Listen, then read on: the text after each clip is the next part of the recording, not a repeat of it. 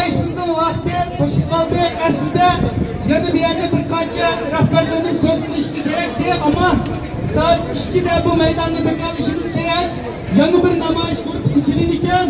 Shuningga biz bu yerda namoyishni to'xtatishga majburmiz.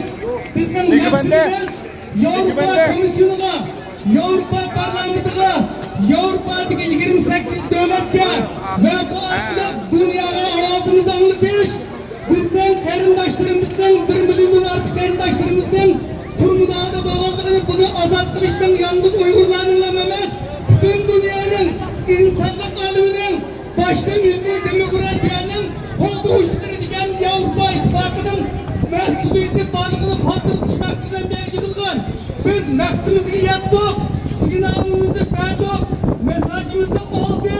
Biz tunagan o'sha haqiqatlar dunyoning har qaysi joylaridan bir ayning 2 ayning yoki evet bergan urug' tuqqanlarimizning ismlaridan 1400 odamning tizimiga berilgan bir arsiyat xatimizni tunaganimizning ijroiy komitemizning raisi Ömer Kanat başçılıdır hayat Yavrupa Komisyonu takdim kılındı.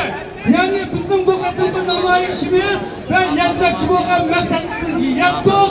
Hemenlerden Allah razı olsun. Ama bu tuncu bir başınmış, bu anlakırdı namayış emez. Bunun kirenmeyen her tasavvurdadır. Kerindaşlarımızla yanılı hizmet işleri, uygunaylı, hazır her bir Uygur'un, her bir Şerif Türkistanlıklarının vicdani, milli mecburiyetlerini her kimse, her hukukta kaldırılmış ve icraatı zamanı hemen Allah razı olsun.